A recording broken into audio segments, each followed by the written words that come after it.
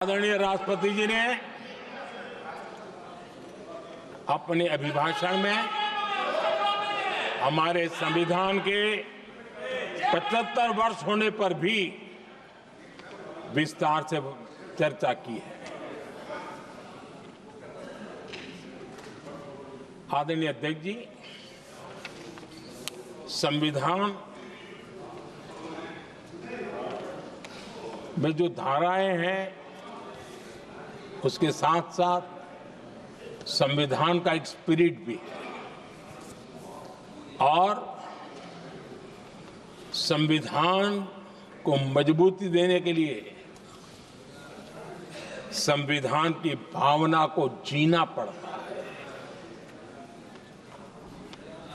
और मैं आज उदाहरणों के साथ बताना चाहता हूं। हम वो लोग हैं जो संविधान को जीते हैं।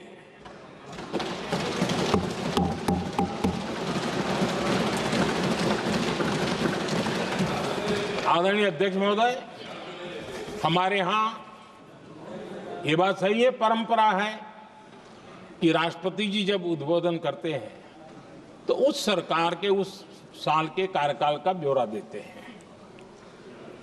उसी प्रकार से राज्यों में गवर्नर का जो उद्बोधन होता है सदन में, वो उस राज्य के कार्यकलापों का ब्यौरा देते हैं। संविधान और लोकतंत्र का स्पिरिट क्या होता है? जब गुजरात के 50 वर्ष हुए, गोल्डन जुबली ईयर मना रहे थे और सद्भाग्य से मुझे उस समय मुख्यमंत्री के रूप में सेवारत था मैं, तो हमने एक महत्वपूर्ण निर्णय किया। हमने किया इस गोल्डन जुबली ईयर में पिछले 50 वर्ष में सदन में जितने भी गवर्नर के भाषण हुए, मतलब उस समय की सरकारों का ही वाहवाही उसमें होती है, हमने कहा कि उन 50 साल में जितने भी गवर्नर के भाषण हुए हैं सबको ही एक पुस्तक के रूप में तैयार किया जाए, ग्रंथ बनाया जाए और आज सभी लाइब्रेरीज में वो ग्रंथ अवेलेबल है। मैं तो बीजेपी वाला था, गुजरात में तो ज्यादातर कांग्रेस की सरकारें रही थी, उन सरकारों के गवर्नर के भाषण थे, लेकिन उसको भी प्रसिद्ध कराने का काम भाजपा से बना एक मुख्यमंत्री कर रहा था। क्यों? हम संविधान को जीना जानते हैं, हम संविधान को समर्पित हैं, हम संविधान के स्पिरिट को समझते हैं। आदरणीय अध्यक्ष जी, आप जानते हैं 2014 में जब हम आए तब मान्य विपक्ष नहीं था, रिकॉग्नाइज्ड अपोजिशन पार्टी नहीं थी, उतने अंक भी लेकर के कोई नहीं आए थे। भारत के अनेक कानून ऐसे थे कि हमें पूरी स्वतंत्रता थी उस कानून के हिसाब से काम करने की। अनेक कमेटियां ऐसी थी जिसमें लिखा था लीडर्स ऑफ अपोजिशन उसमें आएंगे, लेकिन अपोजिशन था ही नहीं, रिकॉग्नाइज्ड अपोजिशन नहीं था। ये हमारा संविधान जीने का स्वभाव था, ये हमारा संविधान का स्पिरिट था, ये हमारी लोकतंत्र की मर्यादाओं का पालन करने का इरादा था। हमने तय किया कि भले मान्य विपक्ष नहीं होगा, रिकॉग्नाइज्ड अपोजिशन नहीं होगा, लेकिन जो सबसे बड़े दल का सब नेता है उसको मीटिंगों में बुलाएंगे। ये लोकतंत्र का स्पिरिट होता है, तब होता है।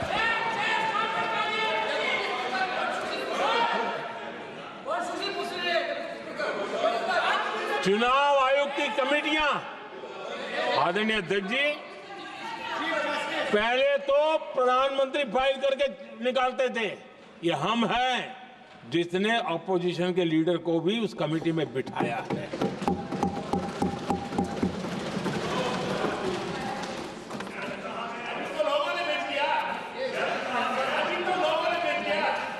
और हमने इसके लिए कानून भी बनाया और आज विधिवत रूप से इलेक्शन कमीशन बनेगा तो अपोजिशन लीडर भी उसके निर्णय की प्रक्रिया में हिस्सा होंगे।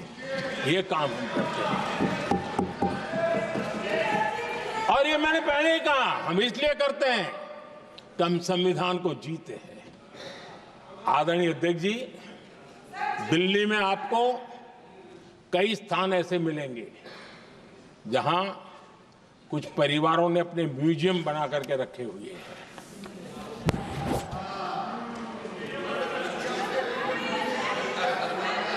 जनता जनार्दन के पैसों से काम हो रहा है।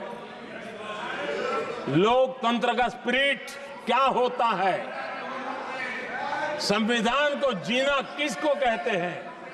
हमने पीएम म्यूजियम बनाया और देश के पहले से लेकर के मेरे पूर्व तक के सभी प्रधानमंत्रियों के जीवन को और उनके कार्य को उस पीएम म्यूजियम बनाया गया है। और मैं तो चाहूंगा कि पीएम म्यूजियम में जो जो महापुरुष हैं उनके परिवारजनों ने समय निकाल करके उस म्यूजियम को देखना चाहिए और उसमें कुछ जोड़ने की लगता है तो सरकार का ध्यान आकर्षित करना चाहिए ताकि वो म्यूजियम समृद्ध हो और देश के बालकों को प्रेरणा। ये होता है संविधान की भावना। अपने लिए तो सब करते हैं, खुद के लिए जीने वालों की जमात बहुत छोटी नहीं है। संविधान के लिए जीने वाले यहां बैठे हैं।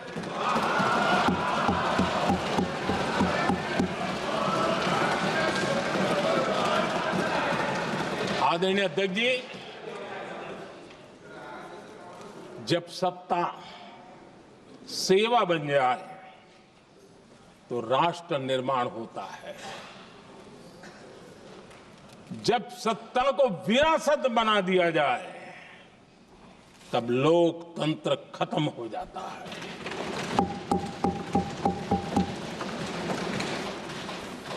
आदरणीय अध्यक्ष जी, हम संविधान की भावना को लेकर के चलते हैं। हम जहर की राजनीति नहीं करते हैं।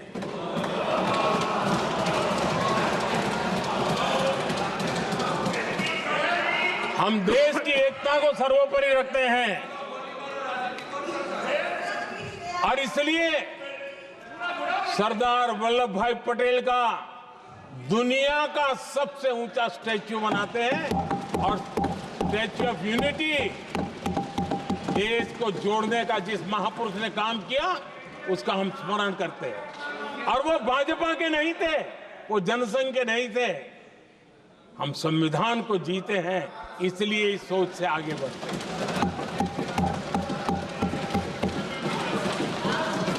आदरणीय अध्यक्ष जी, ये देश का दुर्भाग्य है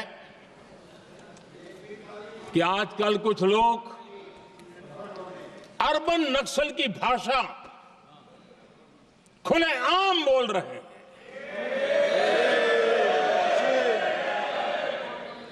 और अर्बन नक्सल जिन बातों को बोलते हैं, इंडियन स्टेट के सामने मोर्चा लेना,